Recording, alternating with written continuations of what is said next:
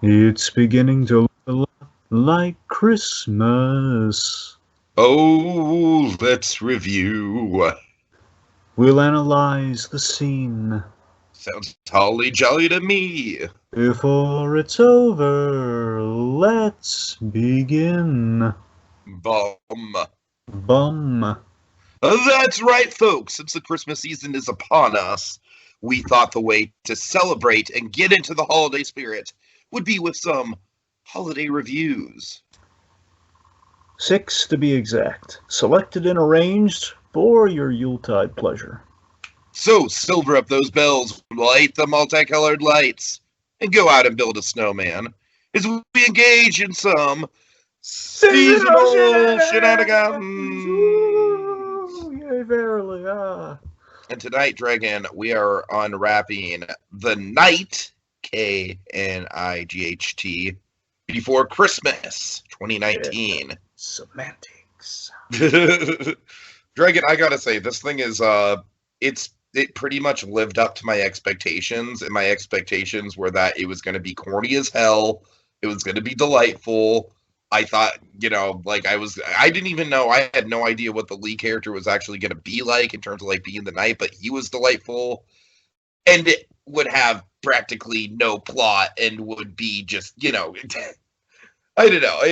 This thing is a lot of fun, Dragon. This thing is like the ultimate Hallmark movie. It's like Kate and Leopold in the form of a Hallmark Christmas movie, and I kind of love it.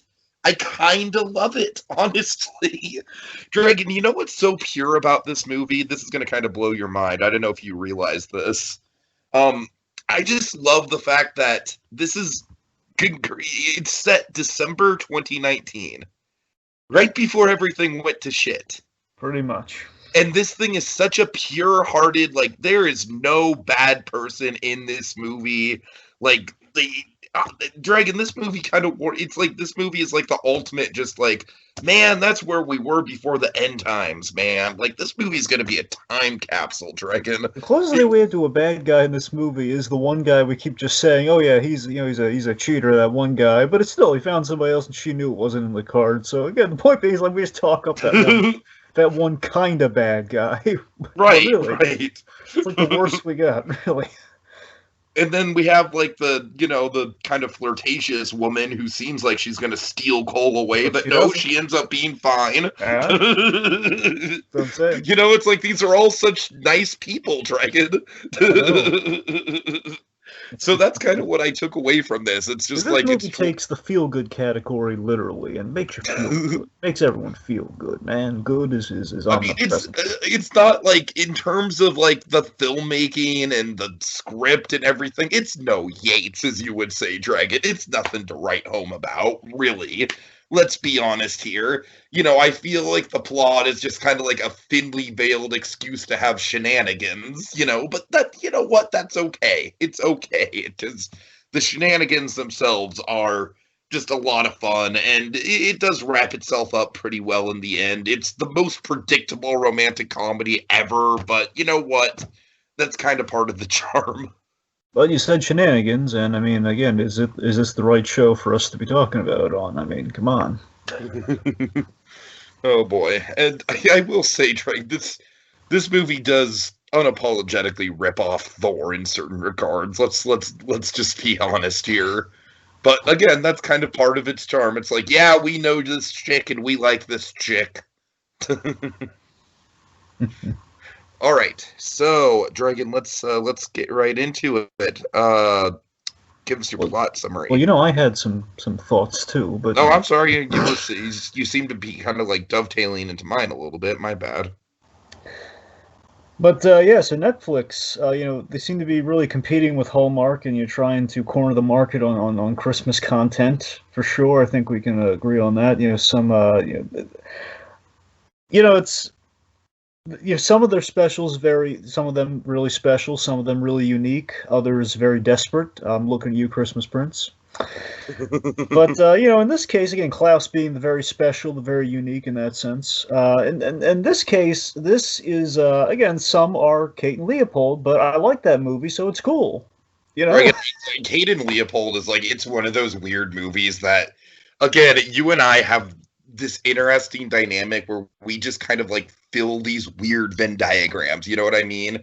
Like we're the only people who like Disney superheroes and Mank, for example. And we're the only people that like Disney superheroes and Kate and Leopold. You know, it's just like you and I just fill these weird Venn diagram niches. And I feel like we complement each other really well in that regard with what we're into. We do.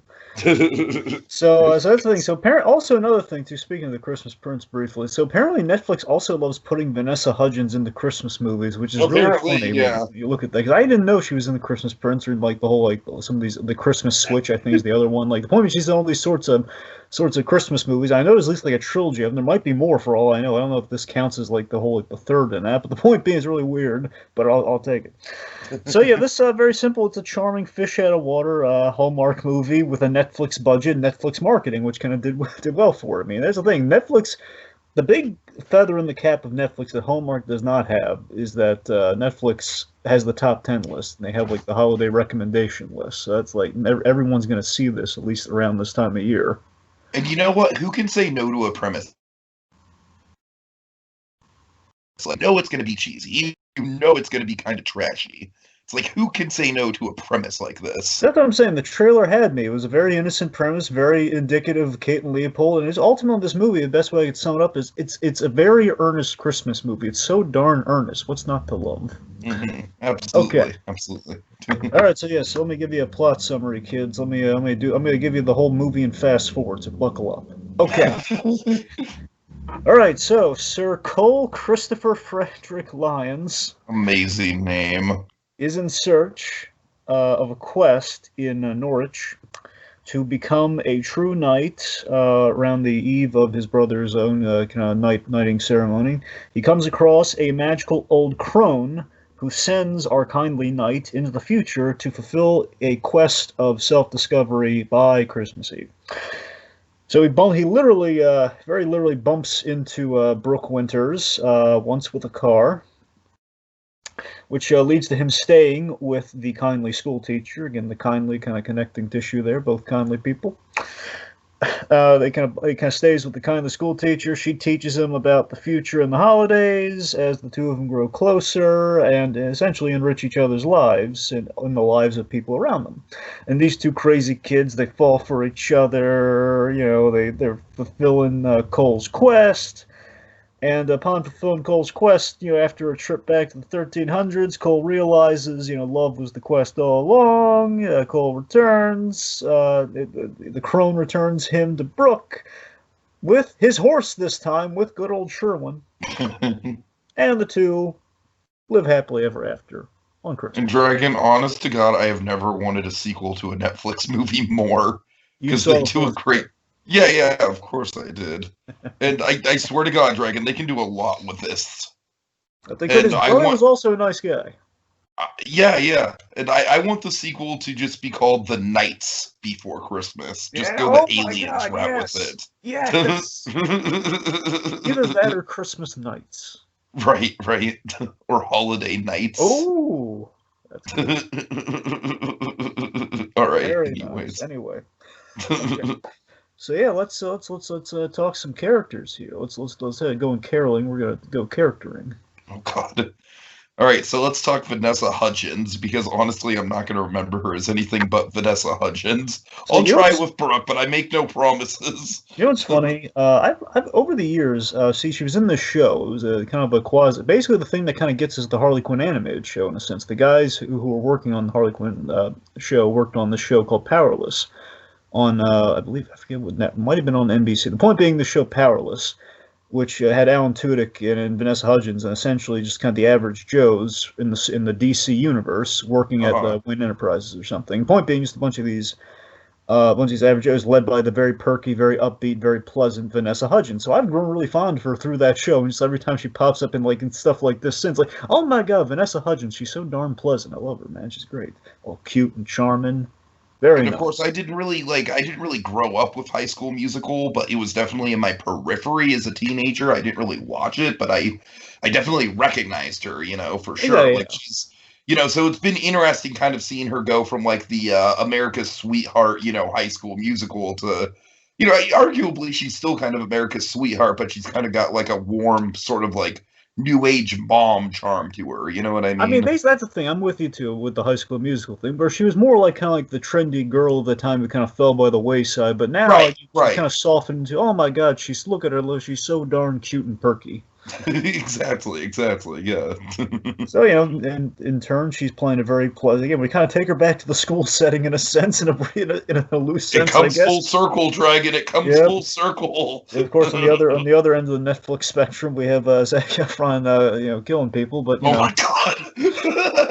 Now there's a Netflix crossover. Anyway, so seriously, I mean, Fucking Ted Bundy is the villain in the sequel. Oh God! Well, they are doing that Jack the Ripper thing on Netflix soon. So. Oh God! Anyway, so then Joe Exotic pops up. All right. Let's not get too crazy. But no, seriously, I love she plays this very pleasant school teacher who's great with kids. She's been burned romantically, because of the cheating ex in question. I love it. We kind of roast him at every turn in this movie, which is quite fun.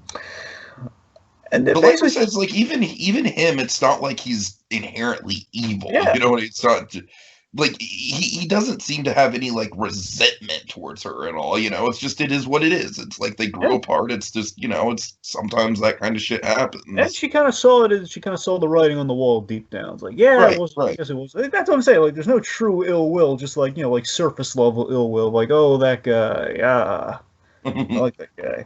That's the thing. I love that her arc ultimately is we kind of start the movie off with her, in the classroom with the girls saying, basically kind of scoffing at the whole knight in shining armor thing, which I love the irony of that within this movie. It's very surface level ironic, but yes. Yeah. Like, hey kids, you get it? Because this movie's going to be about an actual knight in shining armor. You get it? Yeah, but again, taking the oldest saying in the book and literalizing it, quite fun.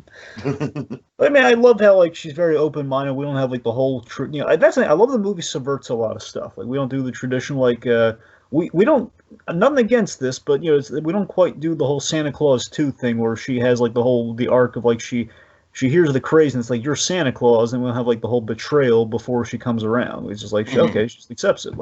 She says, well, I mean, he might be kind of crazy, so I'm just going to let it slide. But she doesn't really completely oh, he's lying, he's completely. She's kind of she's open-minded to it. So when it comes around, she's not completely stupid. I mean, let's face it, the dude commits, Dragon. He does. So, she's very helpful, guiding him in his quest to self-discovery. I love that with our characters here. These two characters, very selfless. We kind of. These two selfless, lonely people, we kind of reward the kindness that they've shown everyone and how they found each other. It feels really nice and really fitting, Yeah. So, and speaking of which, we should talk about the other half of this little heart-shaped necklace thing. All right, I love this guy's name. You want to go for the full name one more time? Sure. Sir Cole Christopher Frederick Lyons. Yeah. So Sir Cole Lyons. Dragon, I love how it's so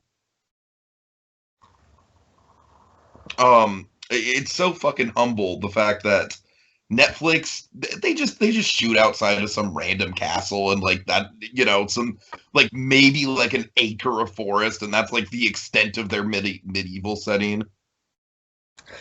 Yeah, it looks nice though. It does. So Cole here. So Cole we have this extremely chivalrous, kind knight, very much, as a knight is, again, kind of by the book knight. He's in the service of a cause, and he's a man of duty, before he realizes, basically, why does a knight, commit to these creeds? What is a knight in service of? Well, essentially, he's in service of the enduring happiness and the connection of others. So he kind of becomes a little unselfish through the course of the movie, and kind of getting what he wants for a change, which I thought was really nice. Mm-hmm. Yeah.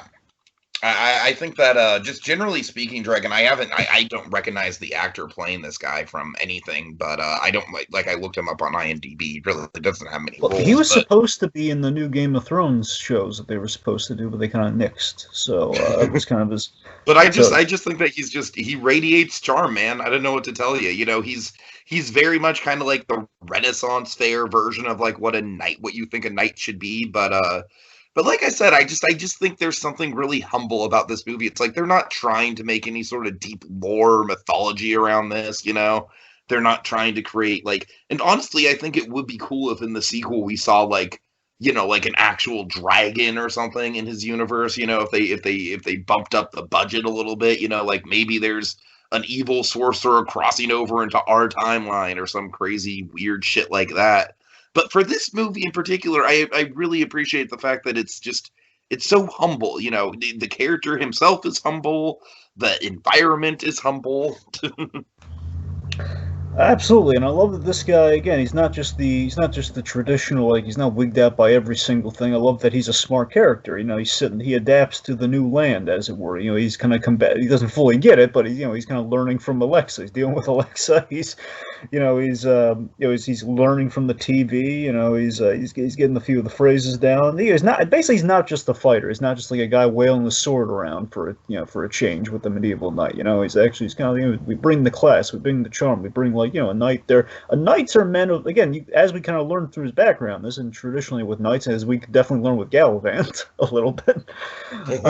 Knights, you start off as a squire, you kind of learn the tricks of a trade, go on like kind of essentially a mini Batman journey before you go on the quest, and that's the thing I do like that this guy, he's very versed. He uses that to his advantage, of cooking the bread, for example, because he was a baker's apprentice or something like that. Exactly. That's what I'm saying. I love that he was literally a Renaissance man. What's right, yeah. All right. Okay, let's see. So let's move on to let's just talk about the whole family here, the sister side of things. Sure. So, Brooke Winters, she's got a sister. It's Madison. And basically the sister here, just kind of the supportive sister in general. I think the idea that we're kind of getting here, and maybe... I got to tell you, I don't really see much of a difference between them in terms of personality, except maybe she's a little bit more, like, skeptical of Cole, but even then, not for very long. Well, I really think the point is that it's what the sister more is a device than what she really is kind of bringing character-wise, and that really she represents what the sister doesn't have in the moment, where she has a family, she has a daughter. Again, she kind of that's true. That's true. Yeah. She's in the happily ever after that essentially Brooke is kind of in some senses maybe cut herself off from a little bit, or basically like she hasn't gotten yet. So basically, it's kind of like a little map to her destiny, perhaps. Again, like that's why she's like the super involved aunt in a sense, that she kind of wants what she doesn't have at the moment there. So, and also, I love how with both Cole with his brother and with Brooke and her sister, we both kind of fit the rom-com trope of the protagonist has a brother and a sister. Like there's always like like we turn to the sibling. Oh God, right. And again, she's asking a lot of questions. Wait, you hit him with your car? Aren't you afraid he's a little dangerous? I mean, it is a weird situation, Dragon. It is a very unconventional situation. Well, we call it out, though, and I love that. We say, wait, are you sure about this? He's a strange Renaissance man you hit with your car. Oh, God. The daughter is fine, I guess. Honestly, she's one of the weaker parts of the movie for me. Yeah. She's not in a whole lot of it, though. I mean, she's kind of like... No, she's not. She could have been in a lot more of it than she is. I mean, you do have a moment with her that's nice, but it's more nice for Cole's side of things. For her, I'm just like, well, why'd you venture so far off that your mom told you to stay by the house? Come on. You had one job. Yeah, I mean, the important thing is the kids in that first scene. That first scene is the main point of Claire, where she kind of tees off the whole, like, hey, Santa, can you bring my aunt, like a boyfriend is going to treat her right?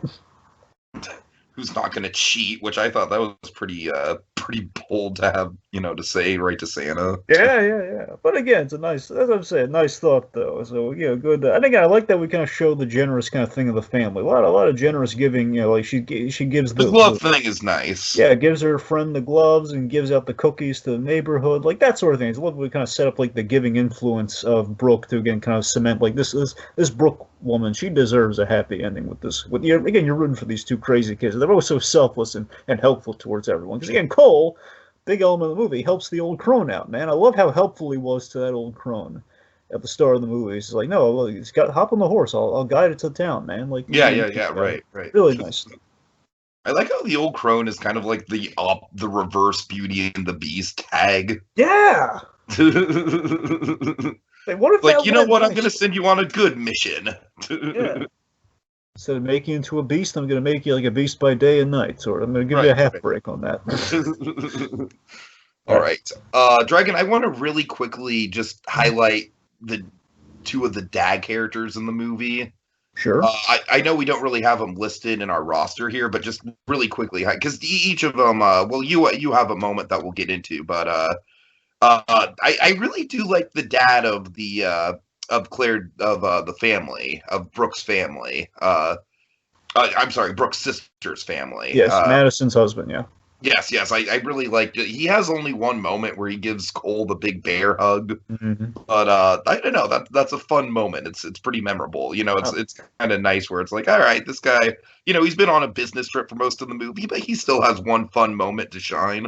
Exactly. I love like the whole grateful father for like, you saved my kid. Thank you so much. And again, it's like a little moment, but it's heartwarming. And Dragon, I assume you want to save most of the David stuff for when you get to your moment. Yes. Okay, fine. All right. So, speaking of fatherly connections, let's talk Officer Stevens. All right, not much here. He's in like 2 scenes, but I like how he's kind of like our little bookend into the movie. He's the guy who kind of points out how crazy this whole situation is, and then he kind of gives the not the thumbs up from Poppy, but the thumbs up from the police officer, friendly man. Yeah, we kind of have the Hallmark. Right. We kind of have the Hallmarky version of Jingle All the Way with the cop who keeps getting the raw end of Schwarzenegger, or the whole, sir, we'd love to have you on the force. Oh, really? Thanks. Oh, I'm sorry about the bomb and the, and the bus, and it's sort of like the offer after all the valiant heroism, which we'll get to. But no, seriously, Stevens, I like to connect here that the idea is that Brooke's father was a cop who basically, we don't know how he died. It sounds like it was natural cause. It could have been the line of duty. I don't know. The point being, it's like the police looking after, their own. We're like, we knew your father down at the station. So he was keeping an eye out on her. It was like a friendly kind of small town vibe about him, which is nice. And I love how he was, even before the whole crazy, like, hey, the guy you kind of dented into the house. That's this really sweet thing of, he was going to let him stay at the station, until he kind of got his memory back, the amnesia and everything. He was going to look out for him, which was nice. Mm-hmm. Yeah. Right. All right. So, Dragon, let's make a list, check it twice, and find out what in this movie is naughty and nice. All right, so I guess on the nice category, you want to start there? Yeah, I mean, it's just, well, in the nice category, Dragon, we have, just generally speaking, everyone in this movie being so fucking nice. And it's just a nice movie all around. Again, it's a very earnest. That's the key word to this whole movie right here, is just nice. Absolutely, it's nice, it's earnest, it's very, very pleasant tone. Absolutely. Like I said, I really appreciate that, the actor who plays Cole is really, he's really into the role, but they don't take it too seriously. They don't try and incorporate a bunch of big lore into it right off the bat. The budget for the medieval setting is very modest, which I actually kind of appreciate. Like the knight's not braggy in speeches, like he speaks when asked, that sort of thing. Right. I think the humor is pretty much on point with the fish out of water stuff. Is it a little Thor-esque? Sure, but I feel like that's the kind of humor, at least to me, where it's like I don't really get sick of it no matter how much I see it. It's just inherently funny. I mean, I love good illogical logic. Like, if we had a knight in the world today, how would he react to things? Which makes sense, Makes sense. Let's see. We have some really great lines in this movie. I just want to give credence to a few of them here. Like one in particular is a really great bit where after he trains little Claire in how to sword fight with wooden sticks, she fist bumps him, and he says, "Hey, knights shake hands to show they're weapon free," which I thought was, oh my god, it's so classy. Like, yeah, you shake hands with the other knights. You're like, no, we're not fighting anymore. No, the swords are away. It's a proper knight uses two hands on the sword. Yeah.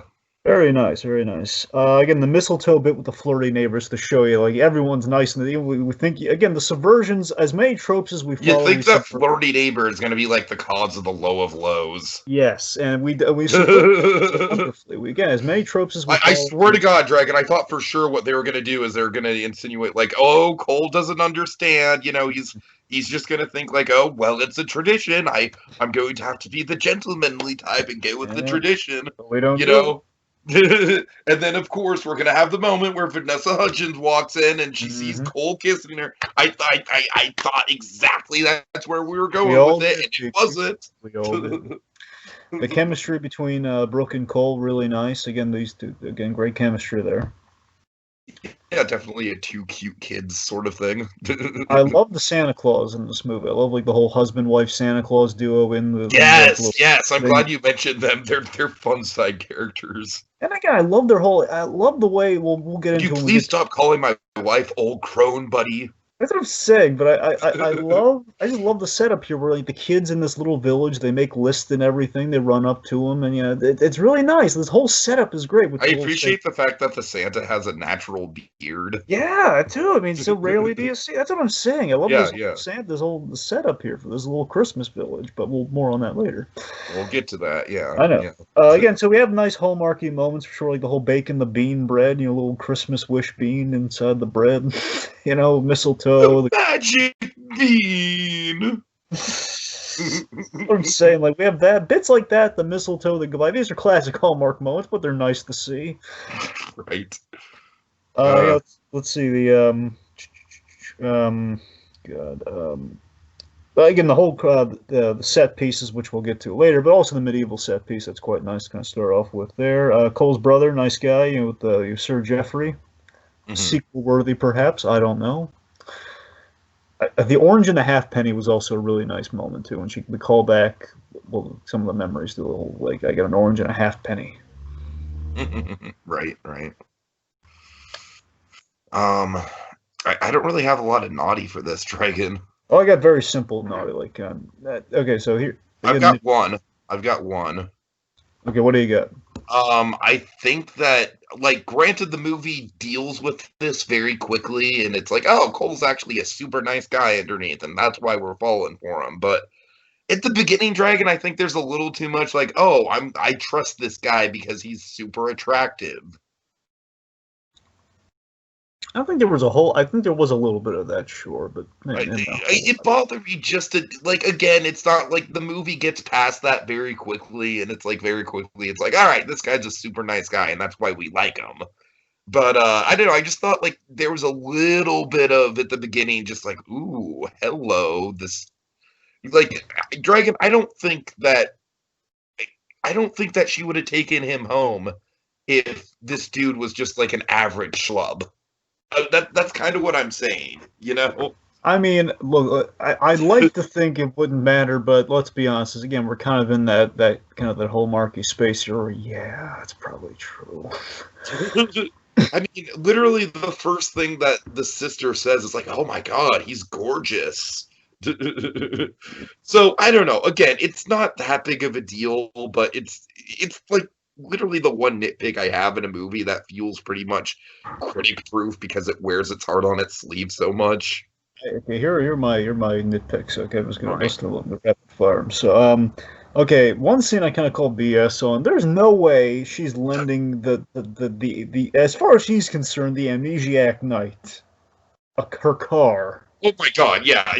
Okay, I'm calling BS on that. We just needed to get him back to the village, but we didn't know how. The driving to him in one scene, so he should be able to pick it up, even though he's never actually driven. What I'm saying, that makes no sense. Also, Dragon. Also, he drives way too well.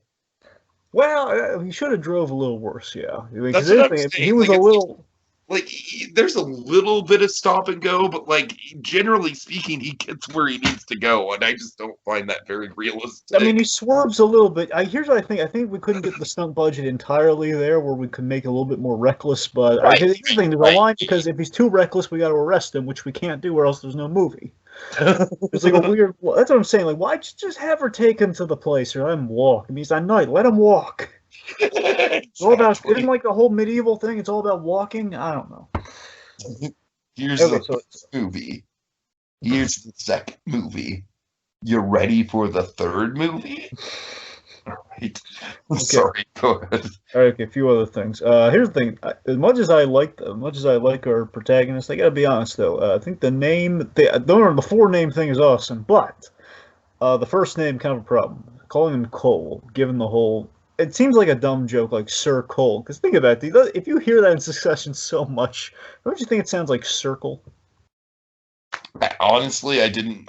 That never once crossed my mind, Dragon. Honestly, I'm just saying the whole. Of all the names we could have given, no one at any point in the production, after all these takes, did anyone think Circle? Why I don't know what to tell you, Dragon. That never came up for me. I'm surprised. I really didn't. Okay.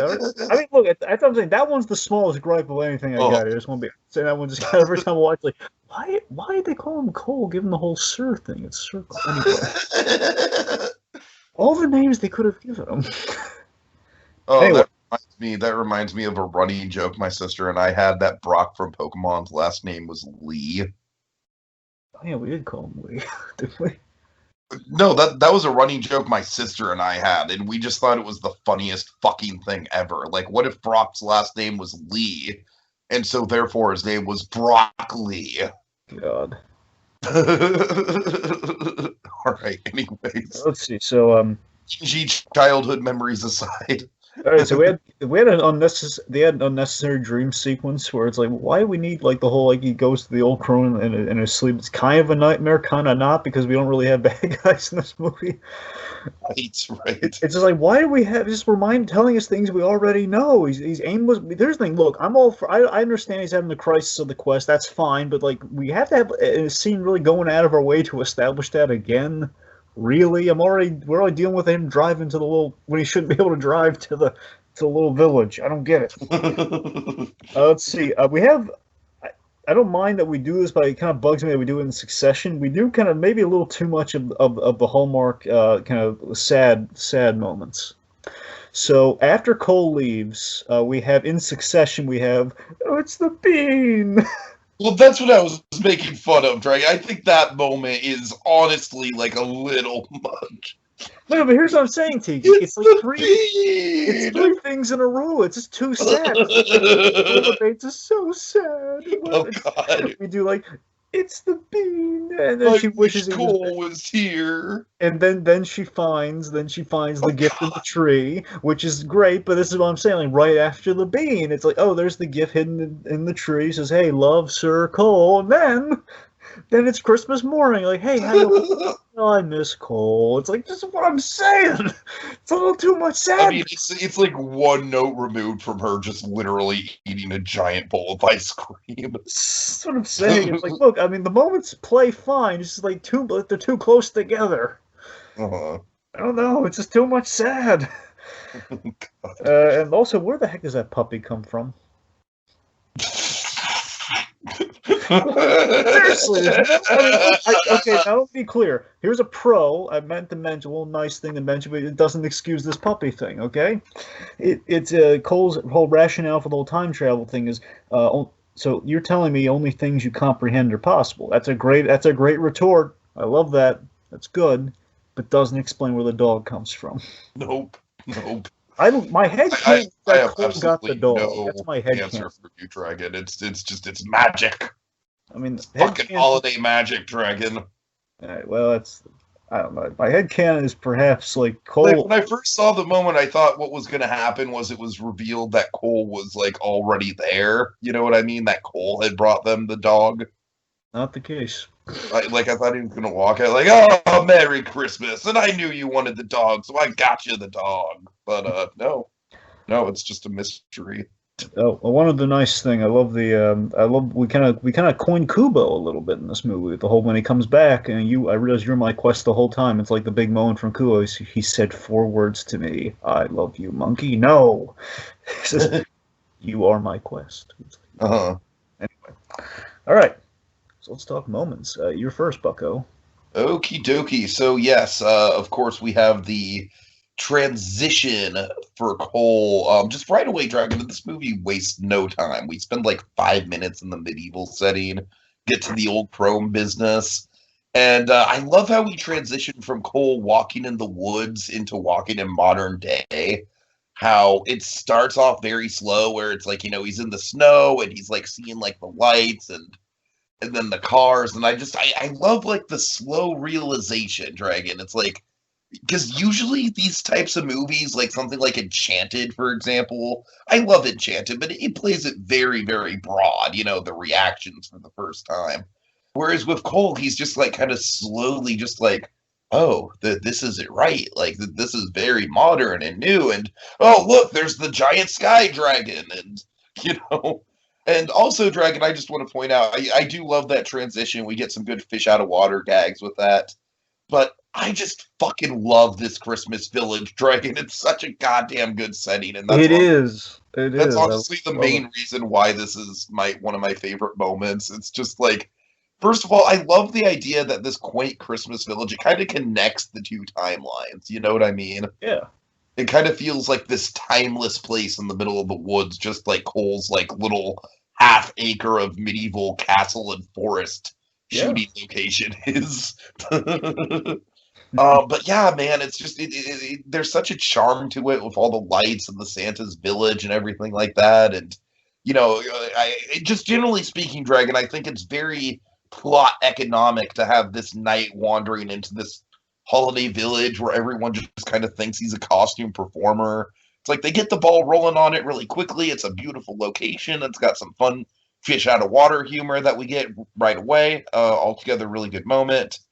All right, let's see. Then we have the opening the box of special decorations, and I really like this moment for a couple reasons, Dragon.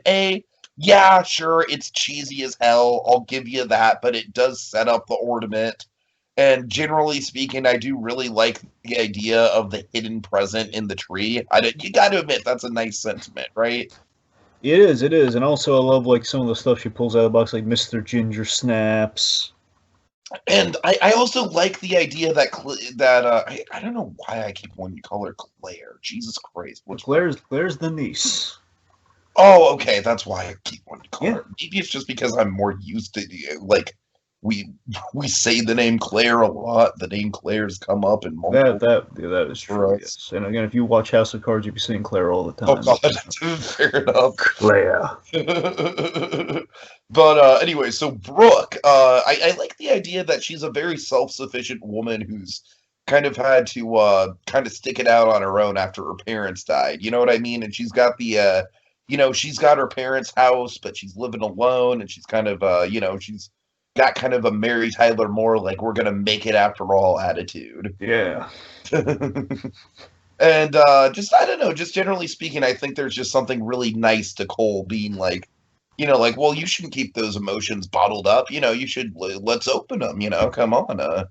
And I don't know, it's a nice sentiment, Dragon. It's a nice sentiment. It's a heartfelt moment. Yeah, you're connecting over the mothers too, which is really nice. Him leaving when he's a squire, leaving his parents behind, and her, having lost her. But it's good stuff. All right, and then finally the grocery store, just because more fish out of water comedy, dude. I mean, what more do you want? The dude buys all that hot chocolate, man. That's another thing too. For the hot chocolate. Our guy here loves hot chocolate. Loves mead. Just mistaken mead that is hot chocolate.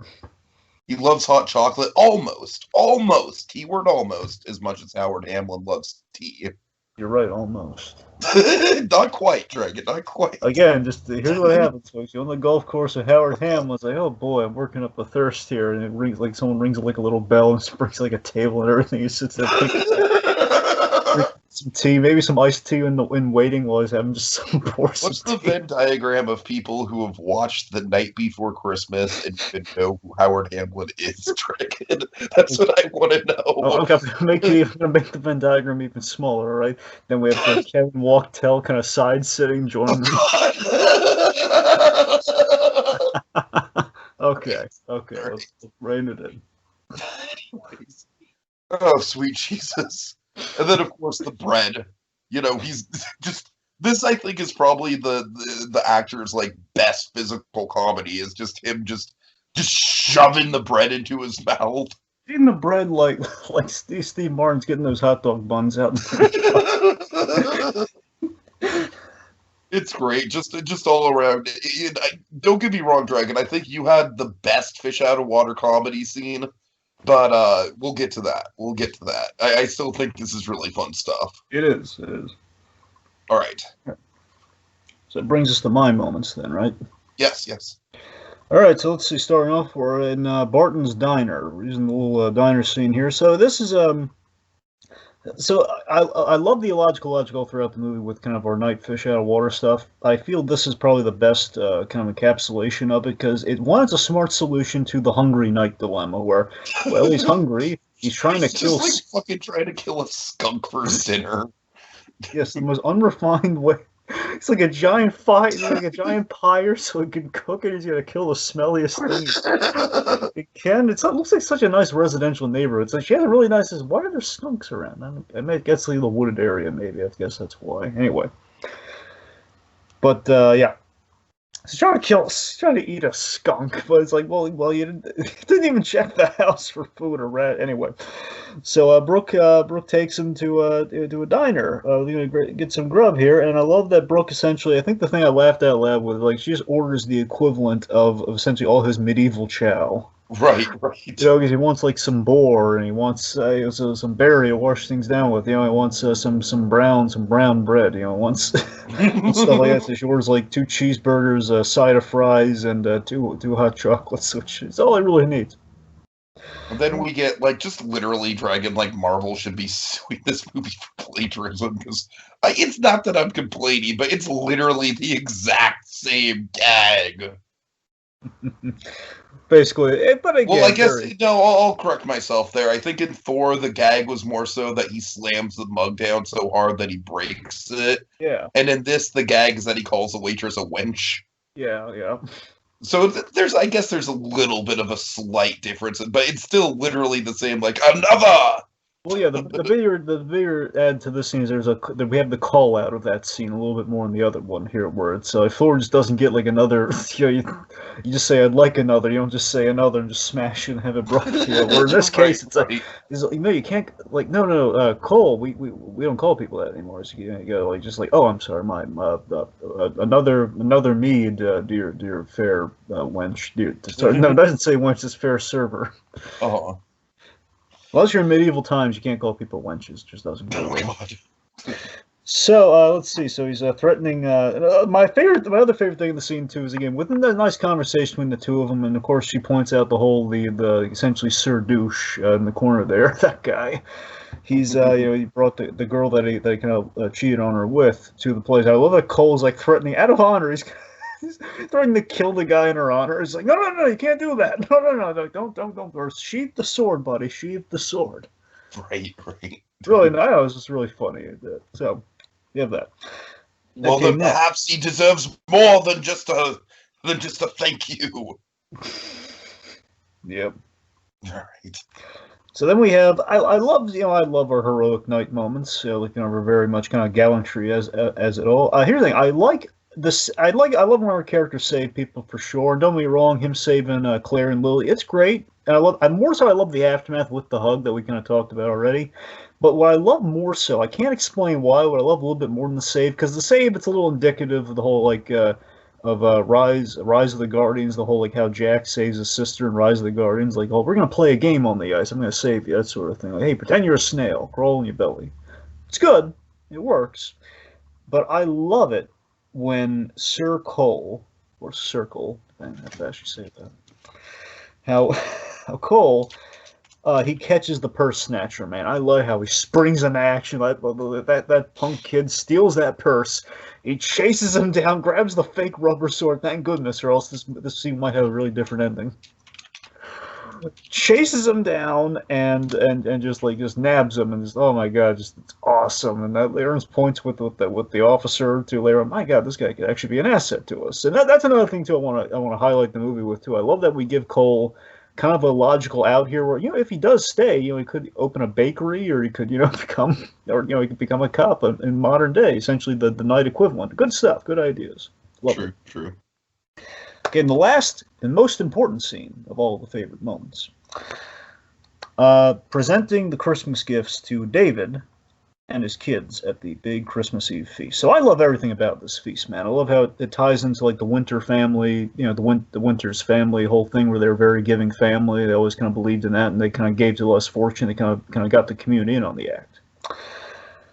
Where basically we have this guy, we kind of set up a little bit earlier, we had kind of friendly father, of presumably single father, presumably like, he's kind of a widowed father, I imagine, if I'm a betting man, man with 4 children.